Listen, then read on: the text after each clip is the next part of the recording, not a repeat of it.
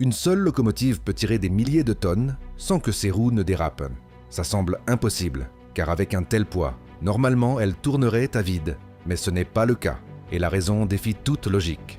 Depuis les premiers trains, le défi a été de convertir la puissance en traction réelle. S'ils échouaient, le train ne progressait même pas. Alors, comment quelque chose d'aussi glissant peut-il déplacer autant de poids ? Aujourd'hui, tu découvriras le secret derrière cette force absurde. Le problème réel sur les voies, ce n'est pas ce qu'il paraît. Imagine maintenant la scène depuis l'intérieur de la cabine. Le train est complètement arrêté sur une légère pente. Il ne bouge pas d'1 centimètre. Devant toi, des kilomètres de wagons chargés. Derrière, des milliers de tonnes complètement immobiles. Le mécanicien sait que c'est le moment le plus délicat de toute l'opération. Il ne s'agit pas de maintenir le train en mouvement. Cela, une fois atteint, est relativement simple. Le véritable défi est ici, lors de la première tentative de démarrage. Appliquez la puissance avec précaution. Trop de force et les roues glisseront sur le rail. Trop peu et le train ne réagira même pas. C'est un équilibre extrêmement délicat. Et ici apparaît la question clé.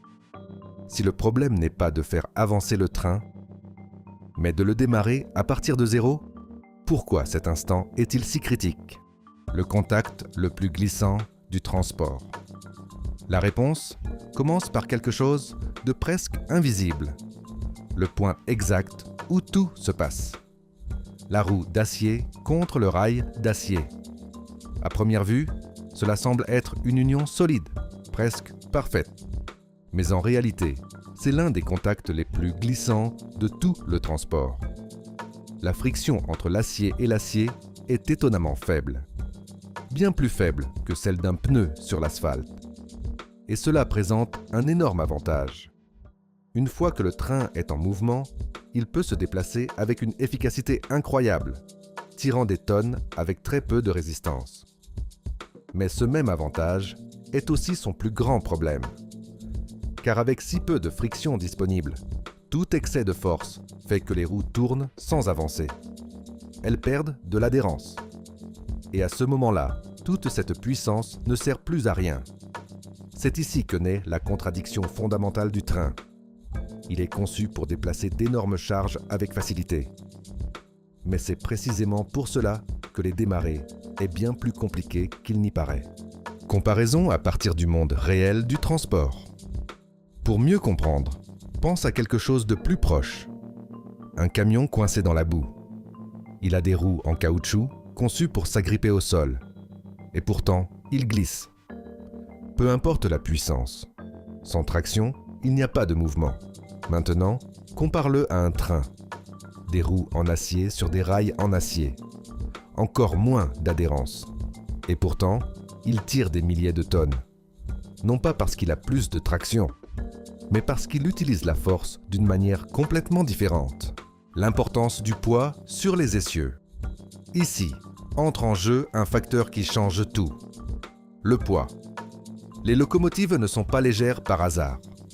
Chaque essieu moteur est conçu pour supporter une charge énorme, pressant les roues contre le rail avec des tonnes de force.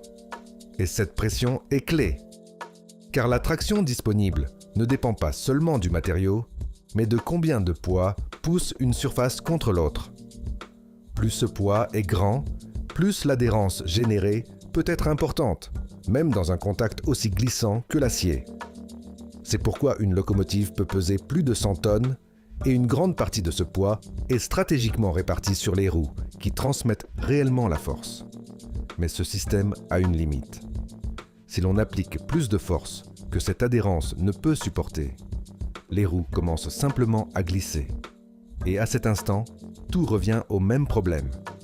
Car, peu importe le poids de la locomotive, elle fait toujours face à des milliers de tonnes qui ne se sont pas encore déplacées. Le moment le plus dangereux, démarrer de zéro. Et voici que nous atteignons le moment le plus critique de tous. L'instant où tout ce poids reste complètement immobile.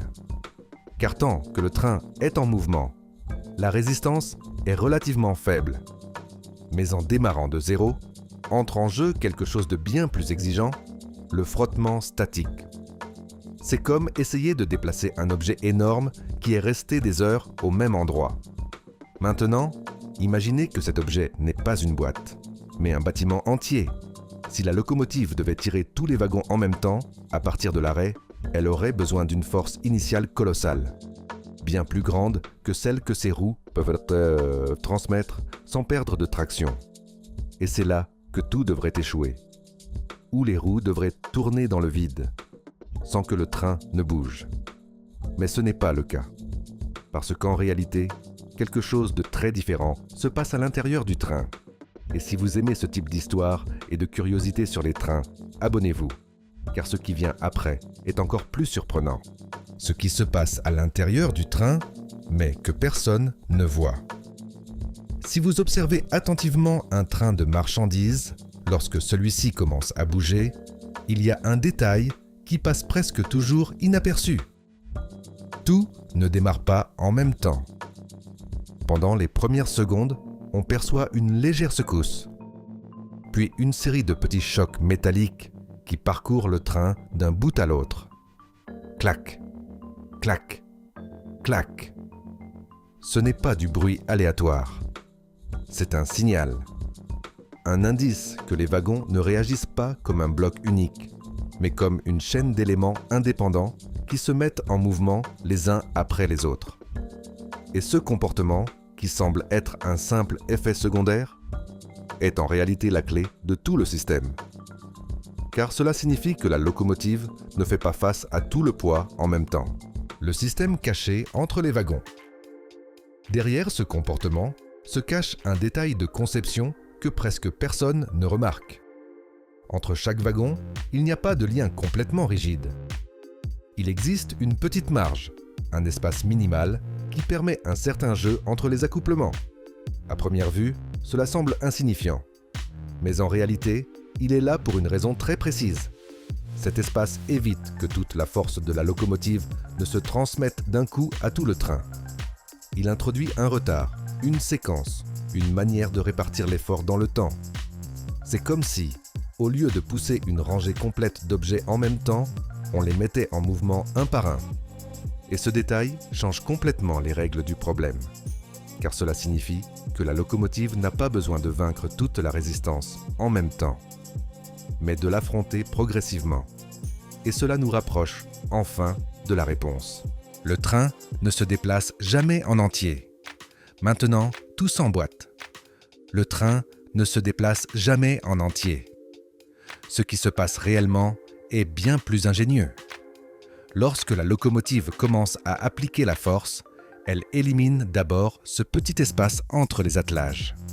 À ce moment-là, seul le premier wagon reçoit la poussée complète.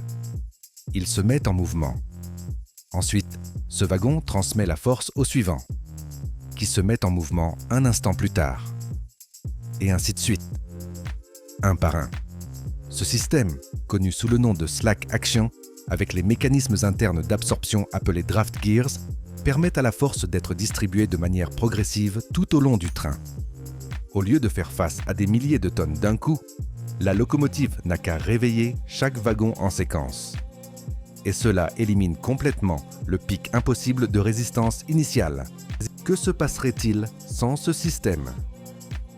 Imaginez un instant que ce système n'existe pas.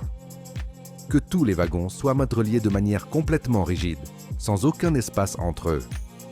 Dans ce cas, la locomotive devrait effectivement déplacer tout le train en même temps. Des milliers de tonnes s'opposant simultanément au mouvement dès le premier instant. Le résultat serait clair. Soit les roues patineraient sans avancer, soit il faudrait beaucoup plus de locomotives rien que pour initier le mouvement. Et même dans ce cas, l'usure mécanique serait énorme. Démarrer un long train deviendrait une opération inefficace, coûteuse et, dans de nombreux cas, directement inviable. C'est pourquoi ce petit détail de conception n'est pas un simple ajout.